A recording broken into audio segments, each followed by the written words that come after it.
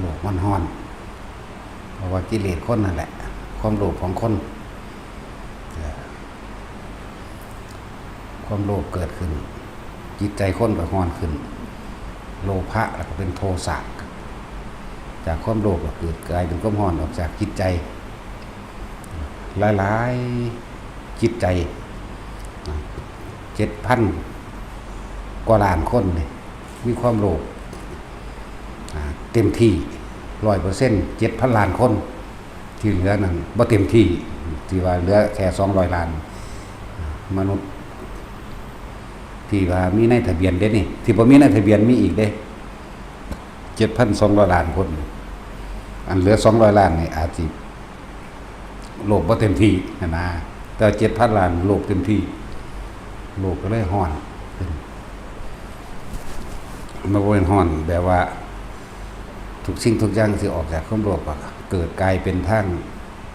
สร้างอาวุธประหัตประหารกันเพื่อสิเอาชนะกันสร้างโรงงานต่างๆสร้างสารเคมีต่างๆเพื่อผลิตอาวุธนั่นแหละเอาแม่นแค่ว่าฮ้อนในความคิดอย่างเดียวเพราะความทุกสิ่งทุกอย่างก็ออกจากความคิดคนเฮาสิเป็นไปตามความคิดโลกสิฮ้อนหรือสิเย็นก็เป็นไปตามความคิดของคนส่วนรวมนั่นแหละมันเป็นเรื่องที่ยากที่สุดแต่ว่าเฮ็ดจังได๋สิคนทั้งโลกสิมีใจเดียวกันได้มันยากเฮ็ดบ่ได้ โลกนี้เป็นที่อยู่อาศัยของมนุษย์สัตว์ทั้งหลายที่ให้สัตว์ทั้งหลายอยู่ด้วยความบ่โลภนี่มันก็ยากเนาะเมื่อเฮาเห็นภัยในวัฏสงสารเห็นภัยในการเวียนว่ายตายเกิดซะจริงๆเฮาน้อมเข้ามาว่าความโลภนี่ตัวเฮาเองก็บ่แห้งแล้วเด้เนาะแล้วเฮาสิไปห้ามผู้อื่นได้จังได๋ตัวเฮาเองก็มีความโลภในตัวเฮาเองบ่แห้งคิดเบิ่งเวลาเฮาอยากได้แห้งๆเวลาเฮาอยากได้หรอกบ่ได้ดังใจอารมณ์เฮาวูบขึ้นขนาดใดนั่นแหละเขาก็วูบแบบเดียวกันมันสามารถก่อเกิดเป็นพลังงานได้เด้เกิดเป็นพลังงานโลภกับโลภอากาศก็เลยร้อนไปนำแต่ก็ที่ว่ามันก็ก่อเป็นรูปวัตถุขึ้นในลักษณะว่าโรงงานต่างๆนั่นล่ะโรงงานการทำลายภูเขาการทำลายแหล่งน้ำทำลายแหล่งน้ำทรัพยากรโดยธรรมชาติโดยต้นไม้โดยภูเขาโดยของในดินอีกเด้ความผสมดุลในดินอีกแร่ธาตุต่างๆถูกขุดถูกเจาะต้นไม้ก็ถูกทำลายเนื้อดินก็ถูกทำลายน้ำแข็งตามขั้วโลกต่างๆสิก็ค่อยพังเสื่อมสลายละลายลงมานี่แหละมันเป็นแบบนี้แหละที่บอกว่าจิตใจของคนนั้นมีความโลภมันก็ต้องทำลายธรรมชาติธรรมชาติถูกทำลายเพราะความโลภความแน่นหนาถาวรทั้งอากาศก็เลยถูกทำลายลงไปนำเขาคิดเบิ่งเวลาเขาอยากได้คักๆเด้อพอต่างกันเลยคืออันเดียวกันแต่ขึ้นอยู่กับอำนาจความสามารถนะบ่ล่ะคนที่มีอำนาจยศถาบรรดาศักดิ์ใหญ่ๆเวลามันโลภมันก็เฮ็ดไฟได้ใหญ่ก่อนได้ใหญ่ก่อนไฟใหญ่ฉายไฟใหญ่พวกเขานี่เป็นกำลังน้อยๆก็ฉายไฟน้อยคือกันสั้นแหละแต่ว่าทุกสิ่งทุกอย่างเฮาสิไปแก้ไขหรือว่าเฮาสิไปให้มันได้ดังที่ใจเฮาคิดบ่ได้ดอกเฮากลับขึ้นมาแก้ที่ใจของเฮาซะกลับขึ้นมาเบิ่งความรู้สึกนึกคิดของเจ้าของเองเวลาเฮากังวลเรื่องนั้นเรื่องนี้ก็เพราะว่าเฮามีความโลภนั่นแหละเฮาจังกังวลมีความโลภมีความอยากได้มีความยึดมั่นถือมั่นแต่เวลามันบ่ได้ดีความคิดของเฮาก็ปรุงแต่งไปเป็นน้ำผู้นั้นเป็นน้ำผู้นี้เป็นนั่นเรื่องนั้นเรื่องนี้ไปไหลไปเลยนั่นแหละเกิดความโกรธได้บัดนี้เห็นบ่ล่ะมันเกิดความโกรธจากบันดาลความโกรธบันดาลโทสะอยากตีอยากฆ่าอยากทำลายกันได้บัดนี้นั่นแหละมันจึงสร้างอาวุธขึ้นมาประหารกันเขาว่าคิดว่าเขาสิสร้างทะเลทรายให้มันเป็นดินใดให้มันเป็นศูนย์รวมแหล่งอาหารใดเนาะทะเลทรายหลายๆหรือภูเขาหินต่างๆภูเขาน้ำแข็งต่างๆสามารถสร้างแผ่นดินได้เบิดเลยแต่เขาสร้างยานอวกาศเขาก็ยังสร้างไปดวงดาวดวงเดือนใดเนาะ สร้างสิ่งเหล่านี้หังไงตัวเลี้ยงงัวเลี้ยงควายหลายๆคอยปลูกฟางสร้างเขาพวกนี้ไปปลูกไปน้ำไหลไปเรื่อยใบไม้ที่มันเกิดมันก็ทับถมกลายเป็นดินไปเรื่อยเป็นเลยตัวเดี๋ยวนี้โอ้ยถ้าสิเฮ็ดจังซั่นมันเต็มแล้วล่ะมันบ่ได้ลงทุนหลายซ้ำอันสร้างยานอวกาศไปนะแต่ละประเทศนี่มันบ่ล่ะประเทศไทยเฮาบ่ได้มีหยังมากเด้มีแต่ปรับปรุงบำรุงขึ้นซื่อๆได้บ่ได้สร้างแผ่นดินบ่ได้สร้างต้นไม้อีกบ่ได้สร้างหยังอีกมีอยู่แล้วเนาะบัดนี้ทั้งจีนทั้งซาอุทั้งอเมริกาทั้งรัสเซียทั้งโซเวียตอันเดียวกัน เขานำเงินเหล่านี้มาซื้อปุ๋ยขี้งัวขี้ควายหรือเลี้ยงสัตว์ที่มันมูลมันเป็นปุ๋ยมันนี่เขาก็ค่อยเฮ็ดปลูกไปก็ได้เด้เต็มเบิดล่ะแผ่นดินแต่เขาสิเฮ็ดนั่นเนาะนั่นแหละจังซี่แหละมันคิดออกแนวหยังตั้งแต่แนวประหารกันฉลาดหลายแนวทำลายตัวเองแนวทำลายตัวเองสิเก่งไปไสสุดท้ายแล้วมันก็ลงมหาเวทีก็ทำลายตัวเองคือเก่านั่นแหละจังว่าโลกมันขาดเมตตาธรรมเมตตาตามความเป็นจริงกรุณาธรรมช่วยเหลือกันตามความจริงใจเป็นจริงมุทิตาธรรมยินดีบ่แม่นใส่หน้ากากทำท่าว่าดีใจน้ำเด้อซื่อๆนั่นบ่ล่ะนั่นแหละอุเบกขาธรรมมันบ่มีนั่นแหละสิ่งที่พระพุทธเจ้าเฮานำออกแสดงธรรมสิ่งที่พระพุทธเจ้าเฮาใส่เป็นเครื่องมือในการสั่งสอนแสดงโมสัตก็คือเมตตาพรหมวิหารเมตตากรุณามุทิตาอุเบกขาจึงบอกว่าธรรมนี่มีคุณค่าหลายเด้อกว่าพระพุทธเจ้าเฮาสิไปค้นพบค้นพอโดยธรรมชาติมันมีของมันเองอยู่แล้วเนาะเพิ่นบ่ได้เป็นผู้สร้างสวรรค์บ่ได้เป็นผู้สร้างนรกบ่ได้เป็นเจ้าของนิพพานเด้แต่ว่าโดยธรรมชาติที่มันมีเช่นนั้นองค์ไปค้นพบค้นพอแล้วนำวิธีมาให้พวกเฮาฝึกหัดปฏิบัติเอาเองเพิ่นเป็นบรมครูเพิ่นเป็นแต่เพียงผู้บอกทางมีอยู่แต่ว่าพวกเฮาบ่เดินทางเองความผิดนั่นก็บ่ได้อยู่ในความผิดของทางเด้ยามีอยู่แต่ว่าเฮาบ่กินยาความผิดนั่นบ่เป็นความผิดของยาครูมีอยู่เฮาบ่ทำตามครูก็บ่แม่นความผิดของครูเด้นั่นบ่ล่ะนั่นแล้วหมอมีอยู่เฮาหังบ่ไปให้หมอรักษาก็บ่แม่นความผิดของหมออีกความผิดของเฮาเบิดทุกสิ่งทุกอย่างเกิดขึ้นจากตัวเฮาเองเบิดเด้อบ่แม่นผู้ใดผู้หนึ่งสิมาดลบันดาลนั่นแหละจึงว่าความจริงของทุกชีวิตสัตว์โดยธรรมชาติสัตว์ทั้งหลายเวียนว่ายแต่เกิดเพราะอาศัยความคิดต่างๆอันเกิดจากการบ่รู้มีความปรารถนาสุขเป็นที่ฝังแน่นยึดในจิตใจคิดดีเรียกว่าปุญญาภิสังขารดีก็ดีในตนเองอันเด้บ่แม่นได้โดยทั่วไปเด้ดีแบบที่ตัวเองคิดว่าดีแล้วตัวเองยึดเด้คิดเลวก็เป็นตามที่ตัวเองยึดนั่นแหละทั้งดีและเลวในสองความคิดอันนี้เพิ่นเอิ้นเนยชาภิสังขารความเข้าใจผิดคิดว่าเจ้าของคิดถูกทั้งสองอย่างนั่นแหละบางทีก็เข้าใจผิดคิดว่าตัวเองนั่นเข้าสู่พรหมโลกหรืออรูปภพเป็นนิพพานบ่เกิดบ่ตายอีกแล้วจังซี่ก็แม่นเห็นบ่อวิชชาเป็นปัจจัยมันเกิดสังขารเป็นปัจจัยมันเกิดวิญญาณเมื่อคิดดีคิดเลวหรือคิดผิดหรือคิดบ่เป็นไปตามที่เจ้าของคิดไว้หรือเข้าใจผิดคิดว่าไปแล้วเกิดความรู้สึกในความพอใจในตัวเองคิดเรื่องว่าวิญญาณอย่างว่าวิชาเป็นปัจจัยมันเกิดสังขารเป็นปัจจัยมันเกิดวิญญาณสังขารก็คือความคิดนั่นแหละเอามาร่วมแล้วมาร่วมตรงที่ความรู้สึกที่ตัวเองเข้าไปยึดมั่นถือมั่นว่าพอใจวิญญาณเป็นตัวรับรู้แห่งความรู้สึกเด้พอใจก็บ่พอใจเอิ้นว่าใจก็ได้เอิ้นว่าความรู้สึกก็แม่นบ่คิดจักอย่างนั่นแหละวิญญาณจึงเป็นปัจจัยเกิดนามรูป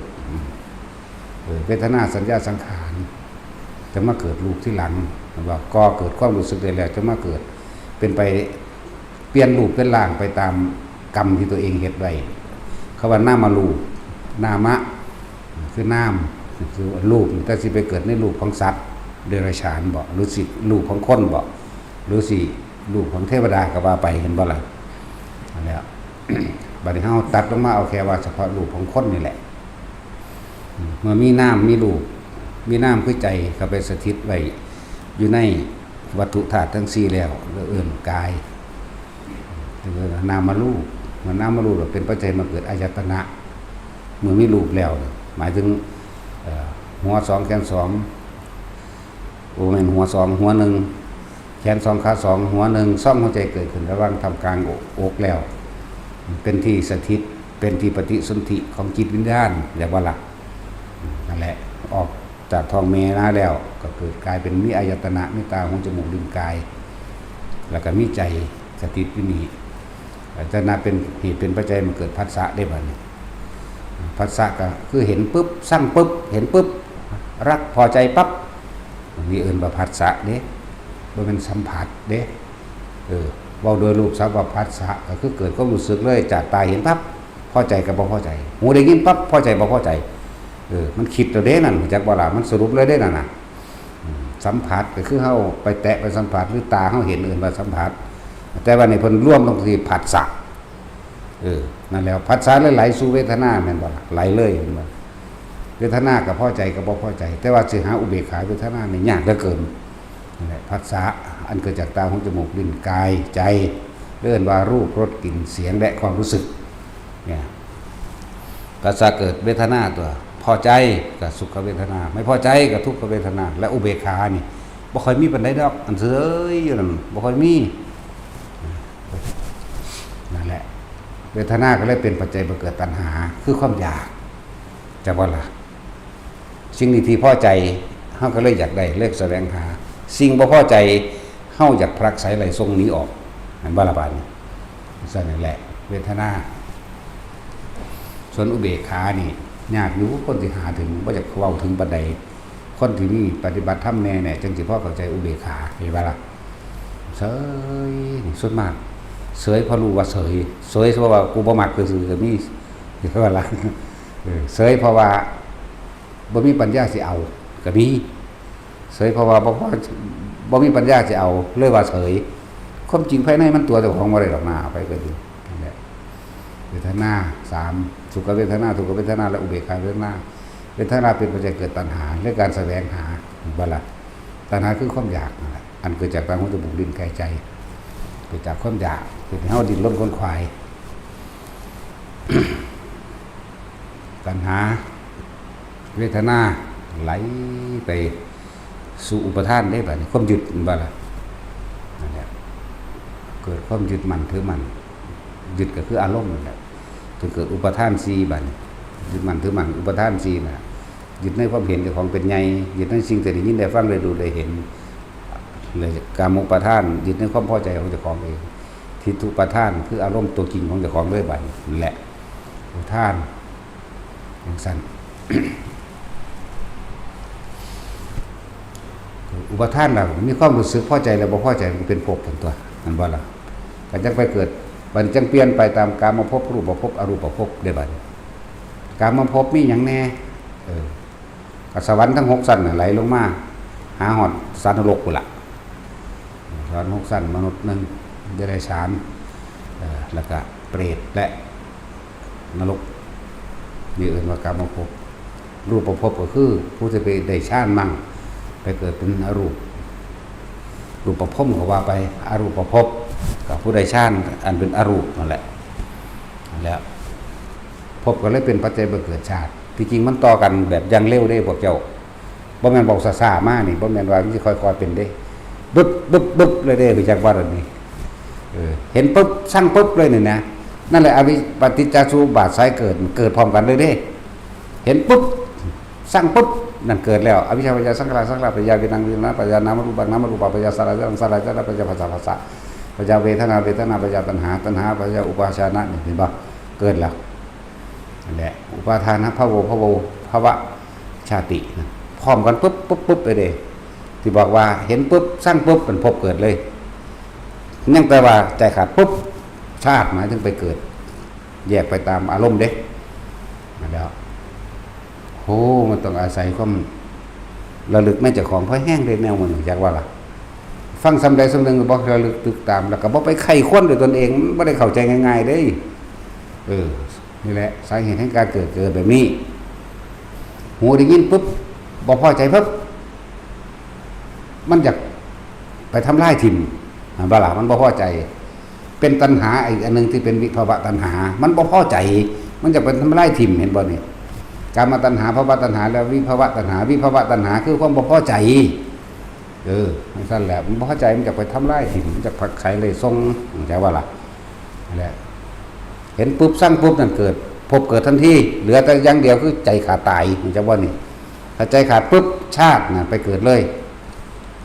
ได้ยินปั๊บเขาบอกพื้นเขานินท่าบ่พอใจปั๊บทันทีเลยพบเกิดเลยเด้นี่บ่แม่นสิไปไล่อวิชชาปัญญาสังขารสังขารปัญญาวิญญาณวิญญาณไล่ไปมันบ่แม่นแบบนี้เด้มันปุ๊บเดียวเลยจักบ่ล่ะนั่นแหละเพิ่นจึงให้เฮาฝึกสติเพิ่นจึงให้เฮาฝึกสมาธิเพื่อให้เห็นความคิดให้มันซ่าลงสั่นลงเพิ่นจึงเอิ้นสมถะและวิปัสสนาต้องเป็นของคู่กันเอิ้นว่าสมาธิได้สมาธิภาวนาสมถะภาวนามื้อนี้เข้าใจบ่ล่ะเพิ่นจึงให้เฮาฝึกกับลมหายใจเพื่อสิเห็นความคิดที่ซ่าลงมันเลยสิจับได้เข้าใจบ่ล่ะนั่นแหละพระพุทธเจ้าเฮาจึงนำวิธีที่ว่าง่ายสุดแล้วบ่ต้องไปอาศัยอุปกรณ์อันใดทำได้ทุกที่ทำได้ทุกเมื่อเป็นอาการลิโกการสติเฮานี่ดึงเขายืนเดินนั่งนอนได้ตลอดไม่เลือกการไม่เลือกสถานที่ไม่เลือกการบ่หมายถึงว่าไม่เลือกเวลาบ่เลือกสถานที่ว่าต้องอยู่วัดอยู่ป่าอยู่เขาหรือบวชหรือบ่บวชบ่ได้เลือกเวลาว่าเวลาเท่านั้นเท่านี้สามารถทำได้เลยมันเป็นของง่ายวิธีสิหยุดการเกิดก็คือให้หยุดความคิดให้มันได้สักก้อนเมื่อหยุดความคิดได้แล้วจังปล่อยความคิดเพื่อจะให้มันเห็นความคิดจักว่าล่ะไปเรื่องสมถะกับวิปัสสนาเป็นของคู่กันสมถะทำให้จิตว่างปราศจากความคิดได้เสียก่อนเมื่อมันตั้งมั่นดีแล้วกันวิปัสสนาทำให้ว่างจากจิตหมายถึงว่างจากความคิดเพราะเห็นความคิดบอกจริงๆมันจะงงปะเนาะงงปะแต่ช่วยจะงงปะใครแน่อยู่ที่สมองกันมาจากน้อยจังเม็ดหนึ่งอยู่เม็ดใช่นั่นแหละคนจึงให้เฮาฝึกรู้ลมหายใจเข้าออกแบบนี้คนมันตัวเจ้าของไม่ได้หรอกลมเข้าลมออกใครจะไปคิดถึงผู้อื่นหรอความรู้สึกไปพุ่นแล้วนั่นแหละคนจึงบอกว่าให้เฮามีสติมีความระลึกนึกเบิ่งแน่ตอนนี้นึกถึงลมหายใจบัดนี้มันคิดไปหาผู้อื่นล่ะอ๋อนี่เป็นแนวนี้เองกลับมาลมไหมจังซี่นะหรือบางทีบางมองเพิ่นก็อาศัยภาวนาพุทโธพุทโธก็อยู่กับคำพุทโธเอาไปมากคำพุทโธหายมันหายแบบจิตรวมเด้ลืมคิดถึงพุทโธแต่ว่าไปคิดถึงผู้อื่นก่อนแหมคิดถึงง่อยคิดถึงควายคิดถึงหมาเป็ดไก่คิดถึงคนที่หักคนที่สร้างนี่แหมมันไปคิดถึงพวกนั้นแล้วมันเร็วเด้เนาะคิดถึงบ้านเดี๋ยวนี้เห็นเดี๋ยวนี้แล้วเอาแม่แต่ว่าบ่แม่นนั่นว่าล่ะเร็วขนาดนั้นนั่นแหละเพิ่นจะมีวิธีการต่างๆกรรมฐาน40อย่างแต่ว่าเฮาเลือกเอาแค่สติปัฏฐาน4นึกถึงกายของเองนึกถึงความรู้สึกจากของเองเอิ้นว่ากายมั่งเวทนามั่งจิตมั่งจิตกับผู้รู้กับจิตอันเดียวกันรู้หยังรู้สึกตัวอยู่ในกายอาศัยลมหายใจน่ะคือกายในกายอันนึงอาศัยเวทนาในเวทนาคืออาการปิติที่มันเกิดอาศัยจิตในจิตคือสติกำกับจิตหรือรู้ทันความคิดตอนนี้ความคิดของเราเนี่ยไม่ได้ไปรู้สึกอยู่ในกายความคิดของเฮาไปคิดถึงบ้านคิดถึงรถคิดถึงคนที่เกลียดและคนที่รักบ่ล่ะอะไรจังว่าเพิ่นนี่ฝึกให้มันเกิดความตั้งมั่นนี่คือสมาธิแปลว่าจิตตั้งมั่นบัดนี้ถามว่าตั้งมั่นตั้งไว้ตรงไหนเรื่องว่าตั้งไว้ที่กายนั่นแหละ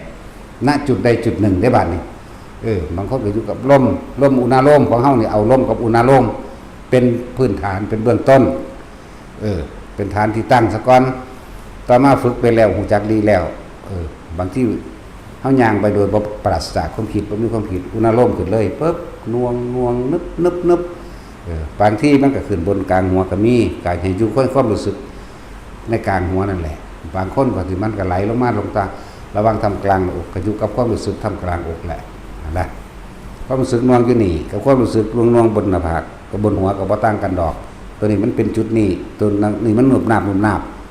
นะส่วนหน้าอกก็เป็นน่วงเหมือนกันเป็นอิ่มนะไว้เอาความรู้สึกมาบอกเป็นภาษาเนี่ยมันยากแท้ๆเด้หมายว่าล่ะมันของง่ายปานใดเด้อ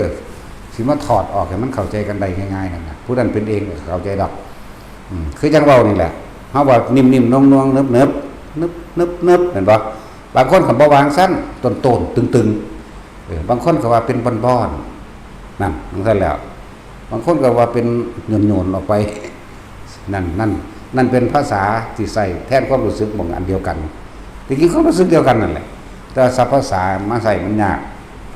นั่นแหละแต่เฮาอยู่แค่ลมหายใจนี่กับอุณหภูมิเฮาได้โดยทุกมือมันก็คอยชินไปเองว่านี่กายก็หมายถึงว่าเฮากาย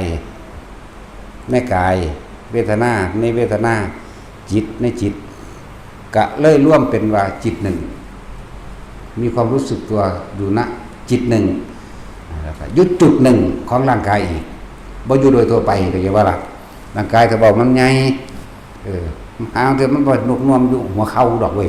เนาะของเฮาฝึกให้มันมาอยู่หน้าผากก่อนถ้ามันเคลื่อนขึ้นมันก็ขึ้นบนหัวมั่งกับหน้าน่ะมาหน้าอกมาหน้าอกมาลิ้นปีเท่านั้นแหละบ่เกินนี้หรอกแต่เฮาฝึกอานาปานสติดีแล้วนั่นน่ะลมหายใจดีแล้วนั่นน่ะมันบ่ไปขึ้นเนิบๆอยู่ฟ้าตีนดอกจักว่าล่ะอันขึ้นอยู่จังว่าเฮากำหนดสร้างกรรมฐานขึ้นมาอันนึงเฮาสิบ่เอาปีติทั่วไปเพราะว่าปีติทั่วไปมันจับยากเอาเฮ็ดให้คนลุกเดี๋ยวนี้กูดูเอาผู้ใดเฮ็ดได้แม่นว่าล่ะก็เฮ็ดบ่ได้ให้โยกเดี๋ยวนี้ดูเอานี่โยกพัฒนาปีติโยกหน้าหลังซ้ายขวาเอาเฮ็ดได้แม่นบ่ล่ะแต่ว่าถ้าเฮ็ดนิ่มนวลอยู่ตรงกลางหน้าผากเหลือบตาเบิ่งปลายจมูกขึ้นรถได้ล่ะแม่นว่าซั่นหรือผู้ใดบ่ทันได้ขึ้นบ่ทันได้คล่องของเฮาบ่เหลือบซำนั้นมันแค่นึกไปนำคำเว้าซื่อมันก็เป็นแล้วแม่ให้มันน่วงบนหัวก็เป็นบนหัวเด้ถ้ามันอยู่หน้าอกมันก็อยู่เด้เย็นว่าประมาณโดดได้ล่ะนั่นแล้วบ่ซั่นสิว่าทำให้บ่อยทำมากทำให้ชินบ่ชินแล้วมันก็คล่องแคล่วว่องไวมันก็สิเอาไว้หัวเข่าก็เอาไว้ได้เด้อบาดนี่บ่ได้เว้าเรียนเด้เว้าตามที่เจ้าของเป็นเด้เอาไว้ตีนก็ยังได้ให้มันน่วงอยู่ตีนก็ได้ตัวซั่นแหละฝึกเอาไหมแล้วพูดเหตุท่านเป็นคิดเอาคนละอย่างกันเลยอันนี้เราว่าคิดเอาเขาคล่องแล้วเขาคิดขึ้นมองได้ก็ได้ทั้งเบิดเข้าใจว่าล่ะนั่นแหละว่าฝึก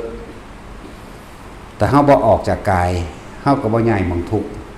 เฮาก็บ่ใหญ่พบไม่ดอกจากว่าความรู้สึกที่อยู่ในกายจิตตั้งมั่นตั้งอยู่ในจุดใดจุดหนึ่งของกายหน้าผากก็ได้กลางหัวก็ได้หน้าอกก็ได้นี่เอาไว้3จุดนี้คำว่าเอาไว้เนี่ยขอให้มันเป็นไปเอาเองแต่เฮาเป็นผู้รู้มันซื่อๆรู้ว่าตอนนี้อิ่มเต็มกลางอกรู้ว่าตอนนี้น่วงหน้าผากรู้ว่าตอนนี้บนหัวเข้าใจว่าล่ะและเรื่องว่ารู้สึกตัวทั่วพร้อมณจุดใดจุดหนึ่งหรือจิตหนึ่งนี่ซ้ำนี่มันก็ตั้งมั่นแล้วว่าอย่างนี้ออกจากฐานก็คือกายนั่นแหละเข้าใจว่าละบาดนี้เพิ่นเอิ้นว่าสติปัฏฐาน4แต่ว่าเขาเอาสติปัฏฐาน3อย่างว่านี่กายเวทนาจิตเวทนากายซะก่อนตัวที่4คือตัวธรรม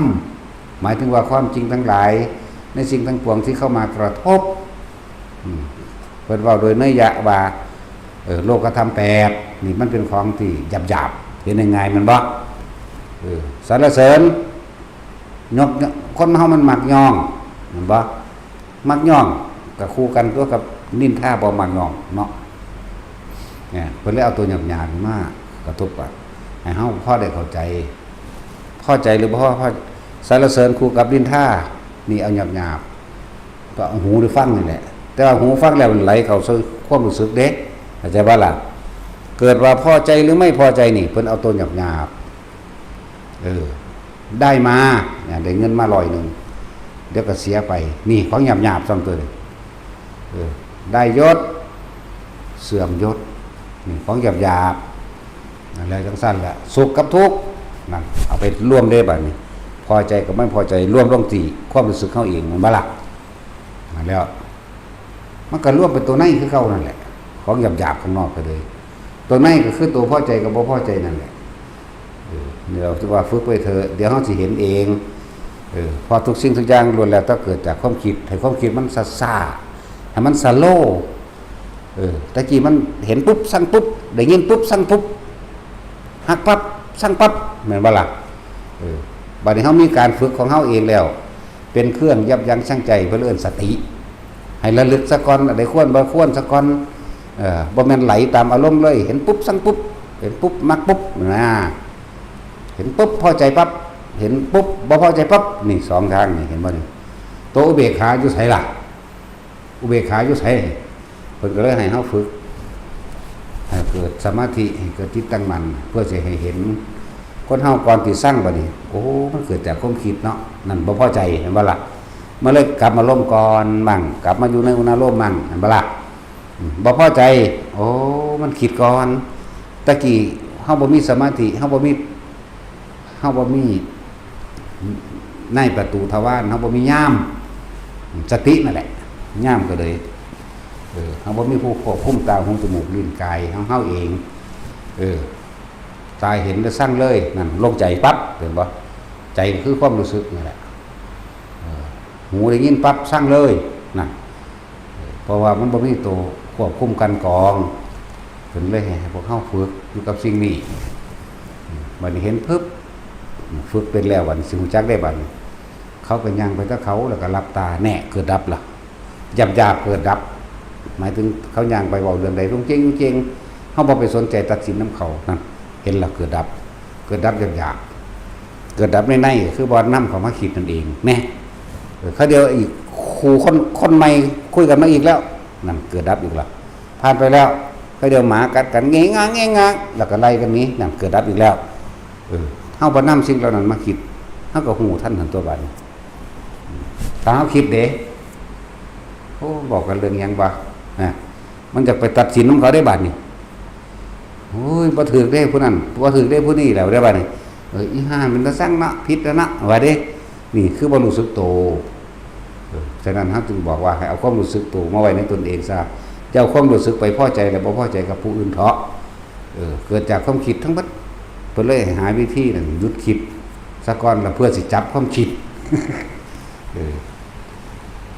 ฝึกไปแล้วทั้งหัวจักดอกบ่ฝึกหยังก็ได้เด้บัดนี้พอสมาธิมันตั้งมั่นมันตั้งอยู่เลยของมันเด้บัดนี้จักบ่ล่ะเพิ่นเอิ้นหยังอนันตริกสมาธิแม่นบ่อนันตริกะสมาธิหรืออัปปนาสมาธิจิตตั้งมั่นหาประมาณไม่ได้อันนั้นแปลว่ามากกับอัปปนามันอันเดียวกันนั่นแหละจักบ่ล่ะมันตั้งอยู่เลยแม่มันบ่แม่นเข้ามันบ่แม่นออกมันบ่ได้ฝึกเพราะว่ามันฝึกมาคักแล้วจนชินและชำนาญชำช่องแล้วจักว่าล่ะมันเลยเป็นสมาธิที่มีตลอดกาลเหลือแต่ว่าควรไม่ควรจักว่านี่บัดนี้อันใดสิมีประโยชน์สูงสุดอันใดสิบ่ก่อเกิดอารมณ์ใดจังซี่นะแหละว่าให้ฝึกกับมันไปเรื่อยฝึกกับมันไปเรื่อยเฮ็ดไปเฮ็ดมาก็สิจับได้ดอกจับความคิดแต่ของเด้มันจับผู้อื่นเด้เพราะแต่มันสิคิดไปดึงมาก่อนนี่แล้วเขาจึงบอกว่าทุกคนให้ช่ำช่องให้ชินให้ชำนาญในปฐมฌานซะก่อนชั้นที่2มันสิเป็นเราเองดอกที่3ก็เป็นเองที่4 5 6 7 8เป็นเราเองปุ๊บจากว่าล่ะเมื่อฝึกจนชินจนชำนาญได้แล้วเฮาสิเข้าใจในตนเองเป็นปัจจตังในตนเองถ่ายทอดความรู้สึกเหล่านี้ออกเป็นคำบอกว่าหยาคือหยังนี่นั่นแหละบางทีก็ยังบอกว่าสัญญาเวทิจะนิโรธแต่อย่าใส่คำว่าสมาบัติเข้าไปแต่ว่าล่ะสัญญาเฮาฮู้จักได้จังได๋ว่าผู้หญิงผู้ชายอีน้อย ผู้สาวหรือผู้เฒ่า เป็นผู้หญิงเป็นผู้ชายเฮาจักได้ก็สัญญามันบอกบ่ได้บ่ได้มันชินจนถึงว่า เขาไปใช้น้อยเด็กน้อยมื้อนั้นแน่แม่นบ่ล่ะแต่ถ้าเห็นเด็กน้อยมื้อนั้นเขาไปใช้บ่คิดนำเขามันก็แล้วเด้ล่ะเวทนาหมายถึงความรู้สึกมันสิเกิดได้จังได๋พอใจบ่พอใจแม่นบ่เรียกว่าสัญญาเวทิจานิโรธทางบ่แม่นการเข้าสมาบัติก็ละอย่างกันมันเป็นศัพท์ต่อกันดอกคนเข้าฌานพวกเพิ่นเข้าฌานอริยะเจ้าเพิ่นเข้าฌานพระอรหันต์เข้าฌานเรียกว่าสัญญาเวทิจานิโรธสมาบัติเหตุแห่งการเข้านึงระงับเพิ่นอาจสิรักษาโรคของเพิ่นก็ได้ระงับความเจ็บปวดทางร่างกายของเพิ่นมันสามารถต่อได้บางอย่างเพิ่นก็เข้าเพื่อให้เฮ็ดอายุยืนขึ้นไปก็ได้นั่นแหละอิทธิบาทภาวนาแต่ชำนาญแล้วมันสามารถเฮ็ดอายุอยู่ได้เป็นกับพุ่นตัวว่าล่ะไม่คิดว่าจะไผสิอยากอยู่เนาะแต่ถ้าซ้ำนี้มันก็สิค้านกินข้าวบ่แห้งดอกเมื่อได้ตื่นขึ้นมากินข้าวกับหยังสูได้หยังมากินเนาะขนาดเฮามีคนหากินแล้วยังค้านเลยแหมภาษาหยังก็พวกหากินเองแม่นบ่ล่ะซั่นแล้วขนาดบ่กินมันก็ยังเอาแนวมายัดใส่น้ำร่างกายเฮาดูบ่ค่อยกินเด้สิบอกให้ได้อยู่นี่นั่งไปซ้ำซ่าพวกนั้นถ้าลุกเร็วหลายเขาก็สิอึดอัดถ้าลุกเร็วหลายเขาก็สิว่าก็งึกงักได้บัดนี้เขาบ่สบายใจจังซั่นแล้วแล้วงุ่มๆงามๆเบ้าหยอกเล่นหัวกับผู้นั้นผู้นี้ไปหั่นเด็กน้อยแน่ผู้เฒ่าแน่จังซั่นแหละเนาะจังซั่นล่ะปานนั้นมันก็ยังเอาแนวมายัดให้กูกินอยู่หามึงนี่บ่ได้กินดอกแต่มันอิ่มไปเลยแหมกินปิตินั่นแหละปิติตะของเองนั่นแหละกินอาหารในจังน้อยนั่นแหละกินแตงโมหลายกว่าหมู่หมอแม่ได้ไปขนตะแตงให้กูกินบัดเดี๋ยวก็สิว่าเพิ่นมักบักแตงโมเอาไว้อีกละบาดนี้เนาะมักลาบงัวแต่ว่ากันเนาะแต่สิเอาบ่ตัวเด้กินมักลาบงัวงัวบ้านๆได้บ่เอาได้งัวพันธุ์บ่แซ่บว่ะบ่แม่นเด้อตะกี้ก็แม่นอีหลีตะกี้โอ้ยบักไงกินทีละ2กิโลพุ่นแหล้วกินผู้เดียวเด้นี่กินยัดเอาพุ่นแหล้วจังซี่บาดมาจังซี่ละคั่นบ่อยากปานใดที่จริงอยากอยู่ ก็เลยว่าบ่อยากปานใดนะมันตัดออกเอาเองของมันดอกมันเป็นอีหยังมันก็ลืมไปเลยโลดหิวข้าวก็บ่หิวมันเป็นของมันเอาเองน้ำก็บ่กินหลายเด้มื้อนึงน้ำมันบ่ได้เบิดพอขวดลิตรเด้บ่ได้กินน้ำพอลิตรอันขวดนั้นนะบ่เบิดแม่นมันเครื่องลิตรบ่ถึงขวดนั้นหรือลิตรนึงบ่หรือเท่าใดแล้วเท่าใดสร้างหิแมงน่าจะสิอธิบายไปยังบ่บางพวกสแต็กมื้อละ5ขวด10ขวดเนาะจักสิกินไปหยังก็รอดแท้เงิดแท้นะนั่นแหละมันบ่ได้อยากอยู่ดอกใครก็ดีมันค้านกินข้าวถ้าค้านกินข้าวสิว่าอยากร่ำอยากรวยไปทางใดมันสิอยากอยู่เดี๋ยวนี้มันอยากอยู่บ่ล่ะถ้ากินข้าวซื่อๆก็ค้านมาแห้งแล้วอยู่รวยไปหาแมงยังรวยไปตายอยู่ซื่อมั้ยเนาะแล้วไปเทียบหยังกับพวกขมุกขมุมตื่นขึ้นหาแต่เงินหาแต่ทองฟ้าวตั้งแต่เลิกงานมากก็คิดแต่เรื่องเงินเรื่องงานจนว่านอนก็นอนคิดเรื่องเงินเรื่องงานร่างกายมันล้าบางทีก็หลับไปเอาเองแบบฝันไปเรื่องงานเรื่องเงินตื่นขึ้นก็คิดถึงหม้องหน้างานหน้าเงินมันเป็นจังไดก็ดอกเนาะซั่นแล้วบ่หาก็บ่ได้กินเขาก็ว่าเด้กูหากูก็ได้กินเด้ล่ะสุขภาพนาเอาตัวเนาะคนละชั้นกันคนละระดับกันเว้ยกูว่าหากูก็ได้กินได้ล่ะคนบ้าให้กินผีมันก็ให้กินอยู่ตลอดไหมโอ้กูได้กินข้าวข้นแบบนี้ว่าถ้าแล้วมึงกินไปกินมาเอาหลายก็เก่ากูเศร้าดอกก็มีได้ล่ะมันสั่นแล้วว่าแมงโดยมันจะเป็นอย่างนี้คนก็เห็นอยู่ไหมเนาะเป็นกับกูตัวเป็นบ่แม่นสูหลายอย่างจังหวะว่าพวกเฮาฝึกเอา ฝึกเฮ็ดไปเรื่อยอย่าไปคิดสำคัญคือเราต้องสร้างเหตุเฮ็ดมาหน่อยก็ได้น้อยล่ะเหตุหลายก็ได้หลายนั่นแหละเฮ็ดเล่นก็ได้ของเล่นเด้อเฮ็ดจริงก็ได้ของจริงนั่นแหละเฮ็ดเล่นเฮ็ดปั๊บไปแต่ว่าคุยหลายกว่านั่นน่ะได้ของเล่นได้ของคุยนั่นแหละอันนั้นอันนี้จังซั่นจังซี่เอาไปคุยผู้อื่นฟังความจริงถ้าเขาบอกคัดที่เจ้าของบอกเบิ่งแน่เด้อบ่สูญวือคือโลดเนาะนั่นแล้วถึงบอกว่าเครื่องวัดคือตัวเองต้องวัดอารมณ์ตัวเองเด้มันบ่แม่นตลอดวัดไข่ก็วัดมรรคผลนิพพานของตนเองเด้อวัดอารมณ์ของเองเอาความรู้สึกตัวเองวัดตัวเองโลดบ่แม่นเอาไม้บรรทัดตลับเมตรบ่แม่นเอาตลอดบ่แม่นเอาบาโลมิเตอร์บ่แม่นเอาโทโมมิเตอร์บ่ก็บ่ได้วัดอีกเนาะสั้นแหละ ทุกคนมองไปไกลๆในโลกนี้เด้อให้พวกเจ้าคิดแล้วก็พวกเจ้าเกิดความสยดสยองเกิดความสลดสังเวชเกิดความเบื่อหน่ายในตนเองพร้อมแหละตอนนี้สงครามเกิดขึ้นไปสุกหม่องอรวดเนาะสงครามกว่าจะสร้างฐานะครอบครัวขึ้นมาได้เห็นบ่ก็จะสร้างตึกรามบ้านช่องก็จะสร้างกิจการขึ้นมาได้ถือปืนลง2 บาท 3 บาทเท่านั้นมุ่นอุ้ยปุ้ยเรียบราบอาหารก็อดอยากบาดเจ็บไข้ได้ป่วยทรัพย์สินเงินทองต่างๆก็สูญสลายไปเบิด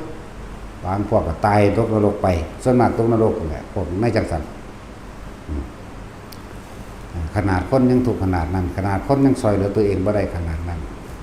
สัตว์เดรัจฉานซอยเหลือตัวเองบ่ได้บัดบ่รู้เรื่องหยังของเขาซ้ำมดแดงปวกมดดำหินยุ่งขี้เชฟแม่งอดต่างๆสารพัดสัตว์บ่รู้อะไรหยังก็บึ้มวาบบัดเดียวตายเป็นแสนๆล้านๆนั่นว่าล่ะจังซั่นแล้วคนก็ยังทุกข์ขนาดนั้นสัตว์เดรัจฉานสิทุกข์ขนาดใดพวกเจ้าบ่มีสิทธิ์ที่เรียกร้องบ่มีสิทธิ์ที่นั่นเลยเรื่องแรกเกิดขึ้นจากกรรมเด้อกรรมคือการกระทำของตัวเองที่เฮาคิดเรื่องนั้นเรื่องนี้ดูถูกประมาทหรือทำลายแล้วก็มีส่วนการกระทำร่วมกันเด้พวกอิสราเอลพวกรัสเซียหรือยูเครนที่เขารบกันอยู่นะล้วนแล้วแต่เป็นการได้รับผลของกรรมหรือวิบากกรรมที่เขาต้องรับเด้บัดนี้สัตว์ต่างๆที่ได้ไปรับวิบากร่วมกันก็เคยร่วมสมรู้ร่วมคิดร่วมกันแต่มันตกต่ำกว่าคนดิมันตกต่ำกว่าพวกนี้สิเลวกว่าอยู่ในตอนนั้นปัจจุบันตอนนี้พวกนี้เป็นคนนี่มนุษย์นี่สามารถแก้ไขตนเองได้แต่มนุษย์นั่นกับมดแดงเรานั่นปวกเรานั่นไส้เดือนเรานั่นกิ้งกือแมงป่องปลาสัตว์ได้กับแต่หมูหมามันนั่นแหละรวมแล้วแต่เคยกับกรรมรวมกันสมัยที่เป็นคนในศาสตร์ใดศาสตร์หนึ่งคือกันปัจจุบันนี้ได้มาเกิดรวมกันแล้วก็มาตายน้ำกันแล้วก็มาชิบหายโดยบ้านเรือนเหมือนกันบ้านเรือนปวกบ้านเรือนหมดไม่ว่าล่ะบ่ว่าสิเป็นแม่นจระเข้มันในน้ำก็ตายคือกันปลาแต่ละชนิดเนี่ยอย่าลืมว่าปลาเหล่านั้นสัตว์เหล่านั้นนักก็คนอีกคนถ้ามีโอกาสได้พบพระธรรมปุ๊บเราวิ่งเข้าหาธรรมแก้ไขทันทีแก้ไขได้เลยแต่ว่าสัตว์เดรัจฉานแก้บ่ได้นี่บ่ล่ะจังซั่นแล้วพอเฮาฟังเบิ่งแล้วก็มันเป็นแต่ไปสมรู้ร่วมคิดในเรื่องเร็วๆกับคนอื่นอยู่บ่โดยเฉพาะกับคนที่เขาเจ้าทำประโยชน์เพื่อหมู่สรรพสัตว์มันเบิ่งออกอยู่ดอกนะคนเฮ็ดเพื่อคนก็เลยแม่นว่าล่ะคนที่มีการกระทำโดยความหวังดีมักช่วยเหลือผู้อื่นช่วยเหลือทุกสังคมช่วยเหลือหลายๆอย่างเพราะว่าช่วยเหลือเป็นสังฆะวัตถุต่างๆเป็นสารานิยธรรมทั้งหลายโดยการสงเคราะห์โดยสังฆะวัตถุแม่นบ่ล่ะอาหารยารักษาโรคขนมห่มที่อยู่อาศัยเครื่องอำนวยความสะดวกต่างๆตลอดทั้งการแนะนำอาชีพและการงานและธรรมทานนี่คนพวกนี้เวลาถูกก้าวตู้ใส่ได้จังสิจริงหรือบ่จริงก็ช่างเถอะมันเป็นแต่ไปผสมโลงสมรู้ลมคิดกับเขาอยู่บ่ คือจังเขาว่าบุกลุกป่าจังสิแหมบัดนี้พระไปเฮ็ดหม่องสถานที่บำเพ็ญเพียรเพื่อสงเคราะห์โลกมันวะบัดนี้ไหลไปนำเขาได้บัดนี้วัดป่าชนะใจบุกลุก 2,000 ไร่โอ้ยเลวจับถึกเถอะนี่เข้าใจว่าล่ะบัดนี้ก็เขาก็มาใส่หลวงตาสินได้บัดนี้เนี่ยความผิดคือความผิดแล้วก็ด่าเพิ่นได้บัดนี้มันเบิ่งบ่ออกบ่ว่าผู้ใดมีประโยชน์ต่อโลกไหมแม่นบ่ซั่นมันเป็นโคตรแม่มึงหยังโอ้ยเขาแตกมาศูนย์ได้บัดนี้ท่านแล้วมันเป็นไปบ่ได้คำว่าบุกรุกตะกี้สู้ไปแม่สู้ใสสู้คือบ่มาสกัดวันไว้แต่ที่แรกแม่นบ่ล่ะเขาปลูกป่าเป็นต้นไม้เขียวใหญ่ได้กินเขาเฮ็ดบางสถานที่สงเคราะห์คนๆอยู่ในหันเป็นพันๆแน่ว่าบุกรุกโอ้ยบุกรุกหาแมงบ่แม่นบ่ล่ะนั่นแล้วสู้สิไปตกอยู่ในหม่องที่สงครามพวกกล่าวตู่ใส่ร้ายใส่ความมีส่วนแห่งความคิดเห็นนั่นแหละกรรมแปลว่าจิตเจตนาในการแสดงคอมเมนต์นั่นแหละเอิ้นว่าจิตเจตนาคอมเมนต์แปลว่าแสดงความเห็นเจตนากล่าวตู่ใส่ร้ายซ้ำเติมเพื่อจะทำลายเขาบานี้ปูนสู้สิไปคืออิสราเอลหุ่นบานี้เข้าใจว่าล่ะบานี้บางประเภทที่มีจิตใจรุนแรงก็ไปหลังจากลงนรกแล้วเศษกรรมมันส่งผลขึ้นมาว่าเบาบางเด้นั่นแต่ว่าวิบากกรรมยังมีอยู่จักบ่นี่ที่เกิดเป็นมนุษย์ก็เป็นมนุษย์ที่เป็นมิจฉาตัวมันบ่รู้จักอันใดดีอันใดเลวแหม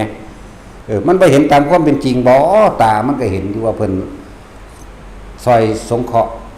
ต่างๆซอยเหลือโลกทหารบ่ทำถนนหนทางซอยเหลือคนทุกคนอยากคนจนสร้างสนับสนุนโรงโรงเรียนลดลงพยาบาลนั่นบ่ล่ะมันสั่นแล้วทหารรบการกูก็ซอยถนนหนทางนำข้าวปลาอาหารทุกอย่างนั่นแหละนั่นบ่ล่ะตามึงบ่เห็นบ่นะนี่แหละทั้งว่ามันมิจฉาทิฏฐินะมันบ่เห็นบ่เห็นตามความจริงบ่เห็นความจริงที่เขาเฮ็ดบ่มันก็ไปใส่คอมเมนต์ไหลไปได้บัดบัดนั้นนำกันปุ่มไปได้บัดนี่ก็ไปเกิดไปเป็นตระกูลมดแดงเดียวกันเป็นมดแดงไฟก็ตามเป็นมดแดงไงมดแดงที่เขาแง่หั่งกินนั่นน่ะแง่ไข่กินนั่นน่ะบางพวกก็ไปเกิดเป็นไส้เดือนบางพวกก็เกิดเป็นปวกนะอันนี้พูดถึงเศษกรรมเล็กๆน้อยๆได้นี่น่ะเพราะท่านเรียกว่าหัวกรรมเด้หัวกรรมคือมหาวิจีสกรจักอีก3อสงไขยหน้าจังสิขึ้นมาเป็นแบบนี้ก็บ่รู้เด้เข้าใจว่าล่ะจังมาเกิดเป็นแม่งอดเป็นขี้เข็บเป็นปลาเป็นหมูปลาหรือหมูบ้านก็สร้างเขาก็ขากินอยู่หั่นแหละเนาะเป็นหมีเป็นนั่นเป็นนี่สารพัดสัตว์เป็นแมงมุมสัตว์ทั้งหลายเหล่านี้กับคนเหล่านี้ที่เขารบกันเคยทำกรรมรวมกันคำว่ากรรมรวมกันคือความคิดเห็นเดียวกันสมรู้ร่วมคิดนำกันเข้าใจบ่บาดบอกว่าจังหยังพวกนั้นอาจจะเป็นตกนรกอยู่7อสงไขยเนาะขึ้นมาพักผ่อนจักน้อยนี่พอได้แก้ตัวถ้าเป็นมนุษย์นี่ขึ้นมาได้แก้ตัวจักน้อยนี่บาดนี้มนุษย์สามารถที่จะแยกตัวเองออกมาปฏิบัติธรรมแบบสำเร็จโสดาสกิทาคาได้ตัดวงจรแห่งกรรมตัวนั้นออกได้เด้เข้าใจว่าล่ะบรรษัทดิเรกชันเหล่านั้นเด้พวกเร็วๆพวกว่าให้อริยะเจ้าขึ้นไปบ่จำเป็นต้องถึงอริยะเจ้าก็ได้นะบุคคลผู้นั้นพยายามรักษาศีลอยู่ตั้งใจรักษาศีลอยู่นี่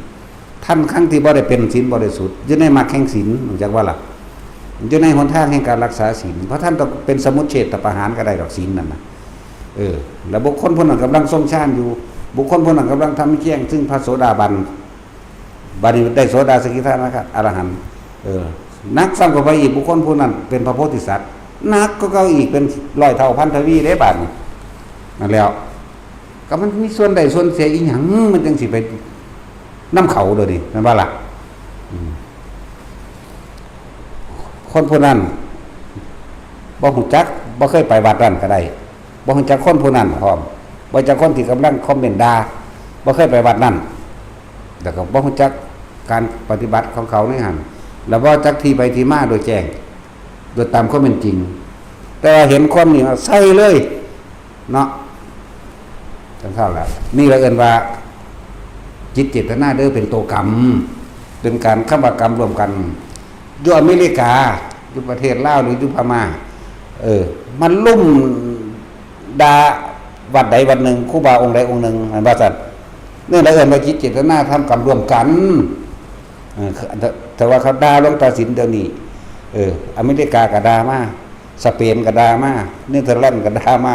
นี่เอิ้นว่าทำกรรมร่วมกันไทยก็ด่าแม่นว่าล่ะพม่าก็ด่า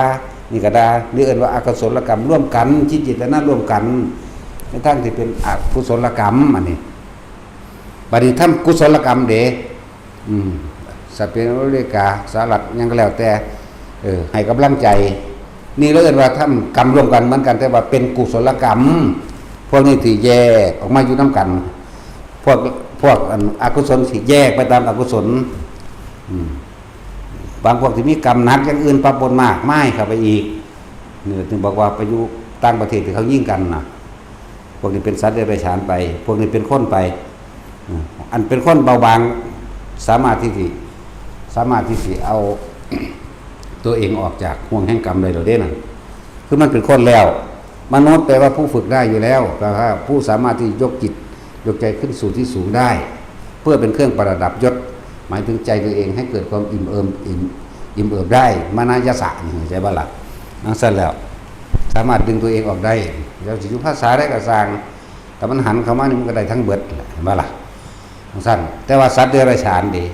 นั่นบางพวกมันเป็นอย่างคือเป็นเดรัจฉานบ่เคยหูบ่เคยเห็นบ่เคยทำคุณงามความดีกับอันใดบ่มีความยินดีบ่มีโมทนาบ่มีมุทิตาจิตกับไผว่าตั้งแต่เขาเว้าเรื่องพระมาเนี่ยมันในอารมณ์ใส่เลยนี่แหมนั่นแหละไปเกิดเป็นเดรัจฉานที่เคยคอมเมนต์รวมกันแสดงความคิดเห็นรวมกันเลยว่าทำกรรมร่วมกัน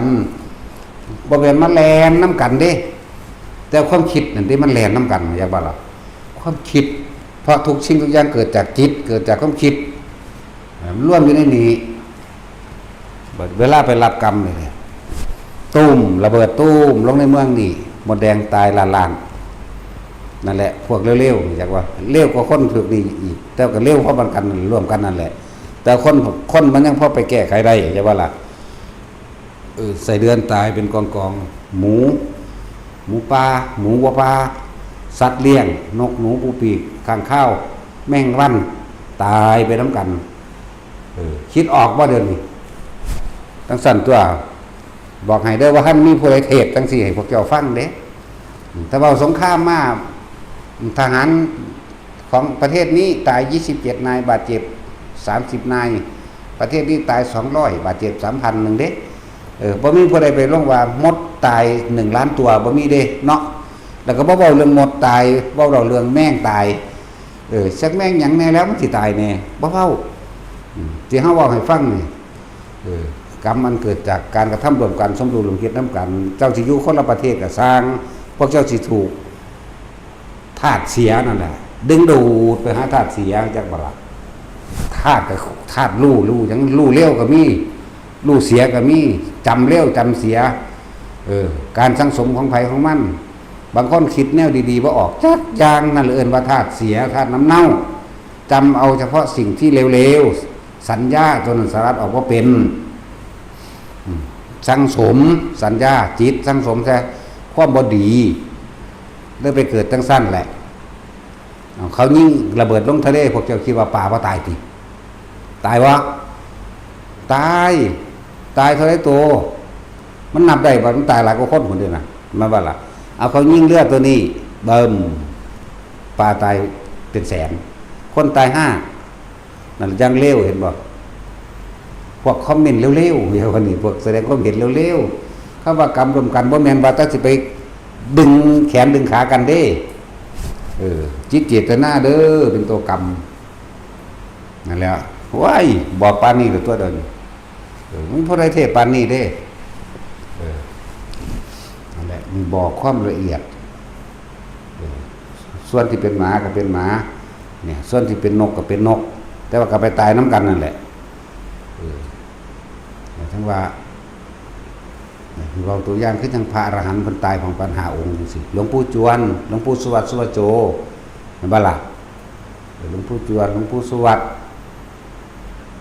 หลวงปู่หยังละลืมละมีหยังอีกแน่ดอกกันกับหลวงตาดีๆดอกมื้อนี้ละนั่นแหละบัดนี้ในอดีตชาติจักสิชาติใดได้ในอดีตชาติคนหาคนนี่น้องสาวกับอีกนักบินก็เป็นหมู่กันซื่อเป็นผู้เอาไม้สาวให้หั่งนกอยากว่าหั่งนกมันมีลูกลกอยู่ในหั่นน่ะเป็นพากันแย่ผู้น้องสาวเป็นผู้เคี้ยผู้บ่ตายนั่นน่ะนักบินนั่นสมัยนั้นก็เป็นคนหาไม้สาวให้อยากว่าล่ะนักบินผู้ขับเครื่องบินก็บ่ตายเด้แต่พระอรหันต์ตายเบิดอยากว่านี่พวกนี้สมรู้ร่วมคิดกันว่าสิเอานกนี่มากี้มาปิ้งกินผู้นี้ก็เลยเอาไม้มาให้กูแน่เพิ่นก็เอาไม้มาให้นักบินเป็นผู้เอาไม้มาให้ไม้ซาวฮู้จักไม้ซาวบ่เด้อนี่ไม้ที่เขาสอยหมักม่วงนั่นน่ะโอ้ยผมก็มีการศึกษาให้กูได้อธิบายกระดอแท้ไม้ซาวแปลว่าไม้สอยทังขึ้นไปลูกนกก็เลยตกลงมาตายผู้น้องสาวเนี่ยดีใจนำเพิ่นบอกที่รอดชีวิตน่ะคุณหญิงหยังแน่ล่ะนั่นคือน้องนักบินก็รอดพระอรหันต์ตายเบิดหาองค์นั่นน่ะจะว่าละบาดหลวงปู่สวัสดิ์แน่มีหลวงปู่จวนแน่มีหลวงปู่วัดเชียงดาวทำเชียงดาวอยู่สกลนี่นะหลวงปู่วันแน่อุตโมนั่นแหละแล้วก็หลวงปู่หาองค์นั่นแหละพระอรหันต์ตายเบิดคนยังฮอดบ่ขังเนาะตาสินฮอดบ่ขังเนาะตายคือเก่าเดี๋ยวก็ว่ากูดูถูกอีกล่ะเนาะดีกว่าดูผิดตัวสูกูก็เว้าถูกกว่านั้นตัวบ่แม่นดูถูกหรอกบ่ความจริงอันนี้แล้วนี่คือกรรมเก่าบ่ฮู้ว่าประเทศไว้ชาติใดเด้อนั่นสั่นแหละสมรู้ร่วมคิดว่าระบาดนี่ผู้หนึ่งมาเห็นก่อนนกเด้อเฮ้ยเอามันมากินนะเฮาแม่นบ่สมรู้ร่วมกันมาเอาหยังนอเนี่ยเอาหยังนอผู้สองผู้สามผู้สี่ผู้ห้าก็เอาอันนี้เอาอันนั้นแม่นบ่ล่ะจังซั่นแล้วเอามาพอดีผู้นักบินเนี่ยมาทางคุณเป็นเอาไม้มาให้แน่เอาไม้มาให้แน่ก็มาล่ะผู้น่ะเอาไม้มาให้ล่ะบ่รู้เรื่องของเขาได้แต่เอาไม้มาให้เขานั่นจักเสือมาเฮ็ดหยังอยากว่าล่ะผู้น้องก็รู้อยู่ทางบ่ได้มีใจว่าจะฆ่าดอกจะเข็นซื่อแย่เลยเอาเลยว่าซั่นตกปุ๊กลงมาตายซ้ำจังซั่นแล้วก็เลยเป็นตกเครื่องบินตายองค์นึงคืออยู่สุรินทร์ศรีสะเกษพุ่นแม่นบ่ซั่นองค์นึงคืออยู่สกลนั่นองค์นึงคืออยู่หนองคายนั่นหลวงปู่จวนเนาะหลวงปู่สวัสดิ์อยู่สุรินทร์บ่หลวงปู่จวนอยู่หนองคายบ่นะหลวงปู่หยังเนาะหลวงปู่วันก็อยู่สกลนั่นบ่ล่ะแล้วก็อีกองค์นึงก็อยู่สกลนั่นแหละโอ้คิดซื้อบ่ออกแต่ว่าหนาออกเบิดทุกองค์หลวงปู่อันนี้นะนั่นแหละพวกเขาเคยอ่านประวัติก็สิพอรู้อยู่ดอกจังซั่นแล้วตายที่ตกที่สูงบาละบาดก็เฮ็ดเขาตายนั่นได้แต่ความก็ไปตายเรื่องนั้นด้วยกันพวกนั้นก็บาดเจ็บเด้พวกสนับสนุนนักบินบ่ได้รู้เรื่องเล่นน่ะเขาบอกว่าเอาไม้มาให้กูแน่สูก็เอามาเด้ก็จังซั่นแหละแต่ว่าเราเขาบ่เก็บกับหมู่เด้เราบ่เก็บแปลกประหลาดว่าล่ะแต่พระอรหันต์ตายเบิดเสร็จแล้วนี่ก็เป็นตัวอย่างหนึ่งนั่นแหละนี่เอิ้นว่ายกตัวอย่างว่าคำว่าสมรู้ร่วมคิดคำว่ากรรมรวมกันอย่างว่าล่ะบ่แม่นอันนี้เฮาเว้าละเอียดกว่านั้นไปอีกเจ้าอยู่แต่ละประเทศเจ้ามาคอมเมนต์เจ้ามาด่าพร้อมกันนี่เฮาเว้าละเอียดกว่าที่มาทำกิจกรรมพร้อมกันร่วมกันได้นี่จังว่านี่ละเอียดกว่านั้นเข้าไปอีกเพราะว่าเรื่องจิตเจตนารวมกันได้บัดนี้นี่แหละทั้งว่าเพื่อว่าหยังกับว่าให้พระสงฆ์องค์เจ้าหรือว่าให้บุคคลผู้มีศีลธรรมมีฌานมีภาวนาผู้ทำให้แจ้งผู้กำลังรักษาศีลและผู้มีศีลบริบูรณ์ผู้ทรงฌานพระโสดาสกิทาคาจนถึงอรหันต์แม้กระทั่งถึงพระพุทธเจ้าจะไปเว้าหยังกับผู้รุ่นนี้เนาะบาดนี้ แค่เฮ็ดกับนกนี่ก็ยังเป็นเห็นบ่นี่เฮ็ดกับนกนี่ก็ยังเป็นโมโหให้หมานี่ก็ยังตกนรกได้ตอนนี้ศูนย์ให้หมาจมให้หมานี่ซั่นแล้วศูนย์ให้ไก่ฟาดไก่มันสิกินนั่นเฮ็ดกระดงมันปีขวมกระตกนรกได้นั่นน่ะตอนนั้นน่ะสมมุติว่านี่ได้ขอนมาสิไล่ฟาดไก่อารมณ์มันเกิดแล้วเด้พบมันเกิดแล้วเด้บ่พอใจนั่นน่ะแล่นไปสะดุดอันตีนเจ้าของเองล้มหัวฟาดพุ่นตายซ้ำไปนรกเลยเด้นั่นสิไปเว้าอีหยังกับรุ่นนั้นไปนรกเลยศาสตร์นึงจังซี่นะ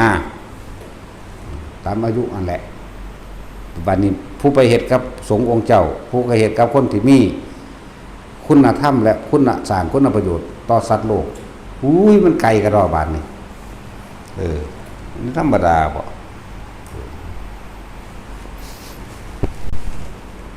เกิดเป็นหมา700ชาติมันก็มีเด้สิบอกให้เด้ออันซ้ำไปว่าเพิ่นเทื่อเดียวนั่นมันซั่นแล้วบางคนไปกันแกล้งพระโพธิสัตว์พระพุทธเจ้า7พระองค์ผ่านไปแล้วว่าท่านขึ้นจากนรกก็มีโอ้มันบ่ธรรมดาเด้บ่ควรสิยุ่งหรอกปะเนาะก็บ่ควรสิไปแนวนั้นดอกอันเนี้ยมันดีนี่คือบ่พากันโมทนาและสังสมสนับสนุนเนาะอันเนี้ยมันดีเนี่ยเห็นเขาใส่บาตรสาธุในใจนั่นแหละ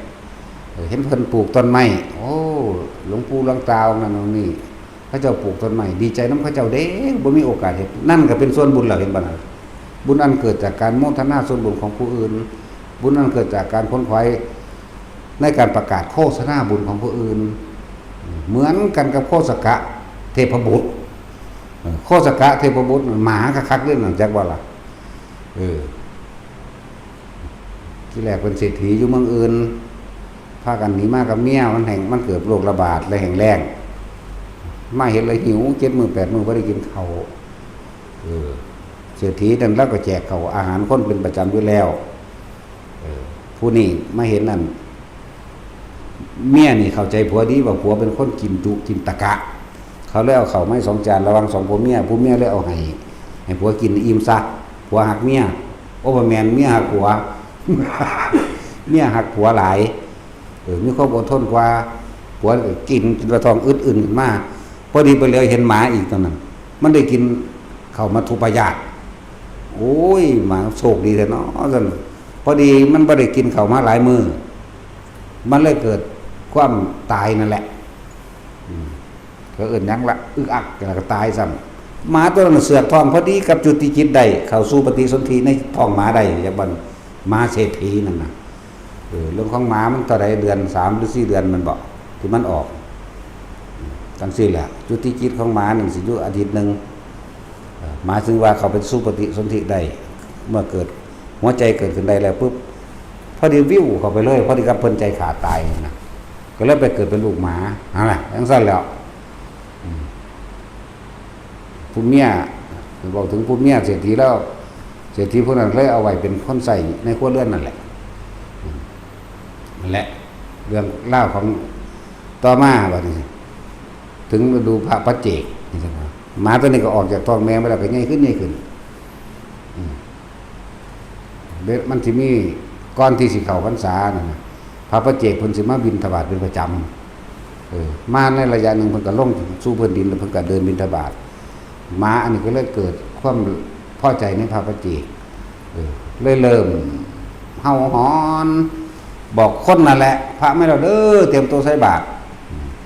พระมาแล้วเด้อเตรียมตัวใส่บาตรแล่นไปเฮาเฮือนหลังนั้นนั่นแหละเอิ้นว่าบุญอันเกิดจากการค้นขวายบุญหมามันก็เฮ็ดได้สัตว์มันเฮ็ดได้เฮ็ดจังซั่นอยู่เรื่อยจักเดือนนึงพอดีสิเข้าพรรษาเพิ่นก็เลยบอกบ่ต้องมารับเฮาอีกเด้อเฮาสิไปจำพรรษาอยู่ที่ภูเขาคันธมาศตลอดระยะเวลา3 เดือนออกพรรษาจังเห็นกันจังสิเจอกันเด้อพระปัจเจกเว้ากับหม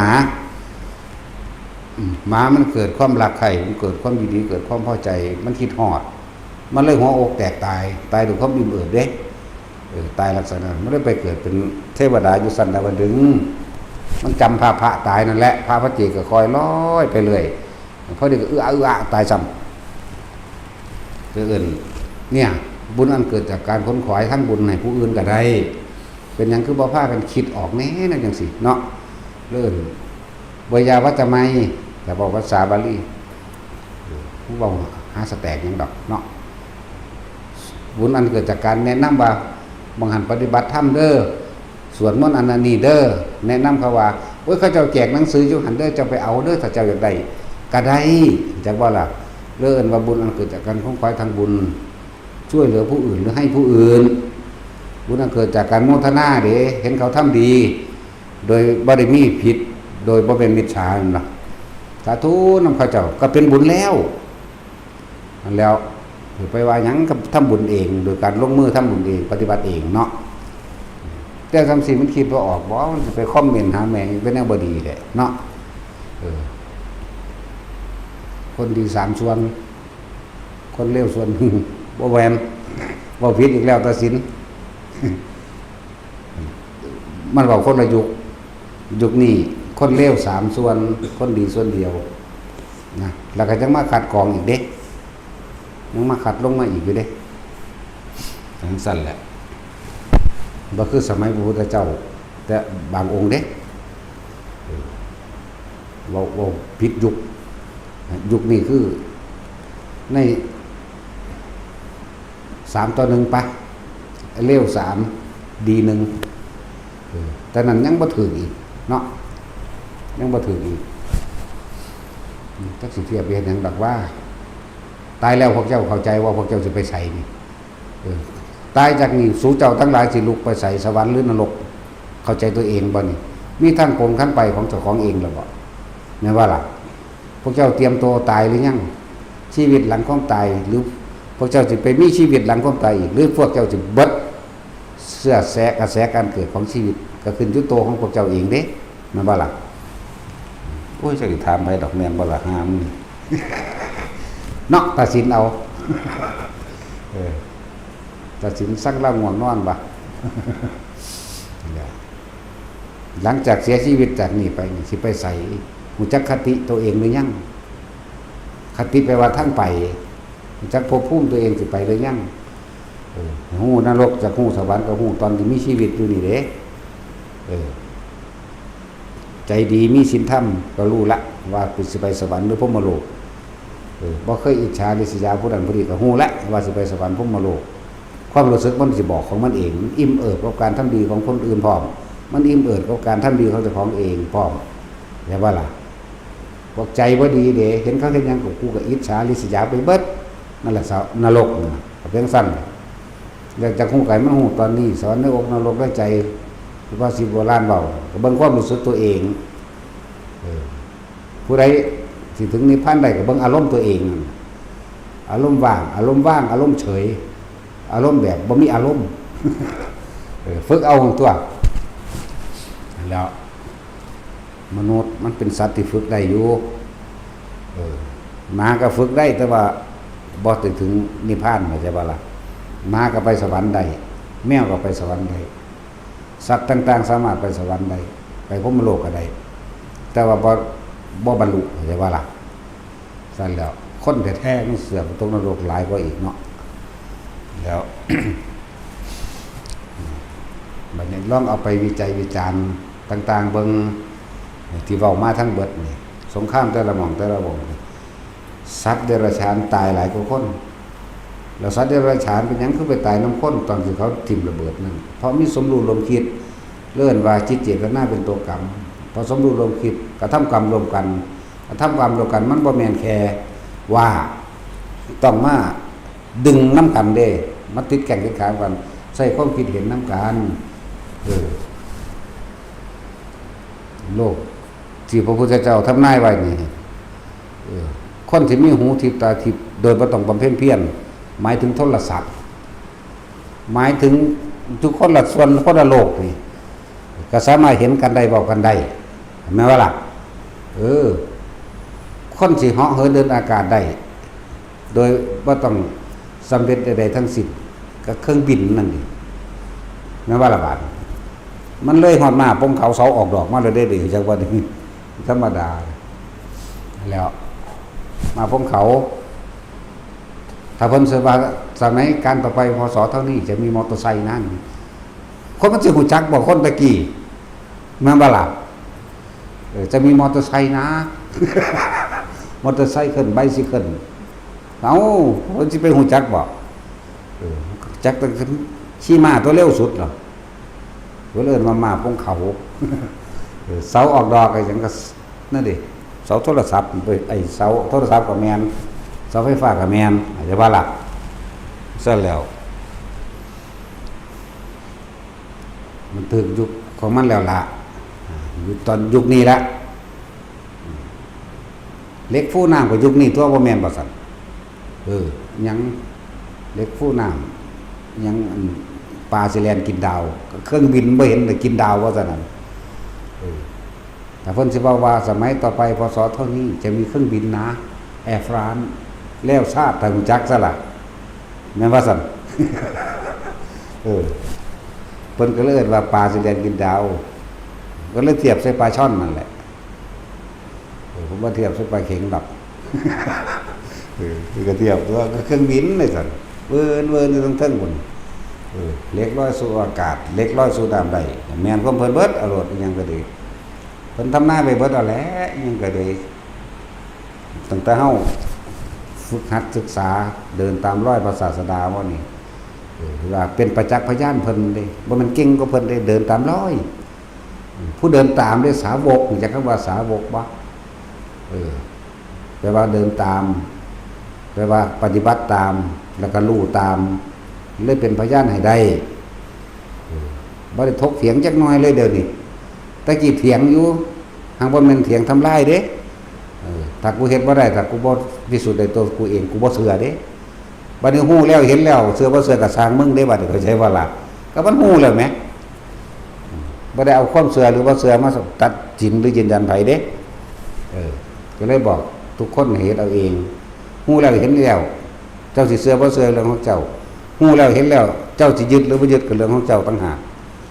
ความรู้จริงมันก็ยังบ่ให้ยึดภาษาหยังกับความรู้จำเนาะนั่นแหละแต่ฮู้ความจริงแต่ของเลยตายไปเลยยังไปอยู่ป่าซ่าเบิ่งแหน่ไปอยู่ผู้เดียวนํทำกลางภูเขาแดบ่ต้องกับบ่ต้องไปภูเขาได้ร้อยข้ามน้ำเบิ่งเด้อจากฮู้จักว่าเจ้าของย่านบ่ย่านแม่นบ่ล่ะ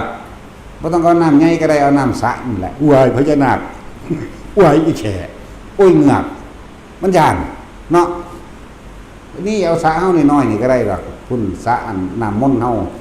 น้ำมนต์ ลงไปหามันย่านเลยเด้อหุยอันถ้าเงือกก็นาคมันเกี่ยวกูเฮ็ดจังไดวะนั่นมันย่านเหรอเห็นมันย่านความคิดแล้วน่ะซะแล้วว่าถ้าไปไกลก็ได้ข้ามห้วยจักน้อยนี่ก็ได้นะมันสิรู้สึกอะยึกอะเหยืองกันว่าโดดดอกรู้จักอะเหยืองบ่เด้อนี่ตัดสินจะรู้จักบ่เด้อนี่ถามยี่ห้องน้ำเบิ่งเด้อภาษาเขาย่านนักเดียม มันสิย่านบ่ดอกแล้วเอาแค่ซ้ำนี้มันก็พอรู้จักตัวเองตัวไผแต่จักรู้ตัวเองแหมเนาะลงไปในน้ำเว้ยความคิดจังสิแม่นหยังแล้วฮู้อยู่ว่าบ่มีจระเข้มันคิดถึงจระเข้เนาะแต่ว่าพญานาคบ่แน่เด้มันอยู่ได้ทุกหม่องเนาะแต่สิพระโวตามมันบ่ต้องหันเว้ยแล้วก็ดีๆโลดพระโวได้ย่างกายมันสิเฮ็ดหัวพระโวใส่บักเหย้า มันเฮ็ดเสียงคือเป็ดเทพได้เด้ แต่ว่าเรื่องสิเสื้อยานได้แบบนี้บอกว่ามีสมอง คือสั่นดีเด้ แต่เบิ่งแล้วมันเจ้าเป็นอย่างกับกุดยานเด้เดี๋ยวเห็นน้ำซื้อกระยานแล้วทั้งสั้นแล้ว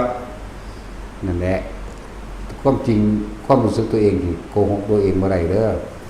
ที่บอกว่าผู้ใดฝึกหัดปฏิบัติถึงขั้นใดก็สร้างของมันเบิ่งมองว่ามันสิยานหรือบ่ยานนั่นยานเลยตายไปแล้วมันบ่ยานดอกแต่ว่าล่ะพวกยานผีมันนี่เนาะพวกยานผีโอ้ยเอามาก่อยกินคือกุ้งนี่นะใส่ข้าวคั่วหอมๆใส่ผักสะระแหน่แน่นี่ว่าซั่นก็ก้อยแล้วใส่มะกอกนาตะสิน มันเป็นโตจังไดก็ยังเว้าอยู่ผีมันเป็นโตจังไดมาก่อยกินแน่ยังว่าเนาะแล้ว ย่านความคิดเจ้าของได้หั่นนั่นล่ะปฏิบัติธรรมบ่ปฏิบัติธรรมยังมาย่านผีอยู่ว่ากูก็เงิดหลาย โอ้ยบัดเว้าภาวนาแบบนั้นแบบนี้คันเว้าเด้บัดไปนอนผู้เดียวคันย่านผีเปิดไฟนอนเบิดคืนโลดโอ้ยปรากฏตัวให้มันเห็นแจ้งๆให้กูนะแม่นั่นว่าล่ะภาวนาจังไดจังให้มันมีความย่านพวกเจ้าหยุดความคิดบ่เป็นมันเลยย่านผีเป็นโตสั่นจังซี่ไปจำไว้ในหนังนั่นแหละตาสินแล้วยังย่านผีพระอยู่บ่ลืมอยู่นี่ เนาะตาสินอยู่คุ้มคอเนาะผีพระเจ้า ตามยามออกมาเป่าคาถาอยู่เปิดโปรด ตัวจากหัวก็ยังเปิดนะถึงบอกว่าจะบอกไปเรื่องหลักการหลายอันพวกมาคอมเมนต์อันพวกมาด่าเขาเอาความจริงของเจ้าของนั่นเดี๋ยวพอดีเวลาไปเข้าห้องน้ำให้หมู่เฝ้าพร้อมตัวเนาะ ย่าน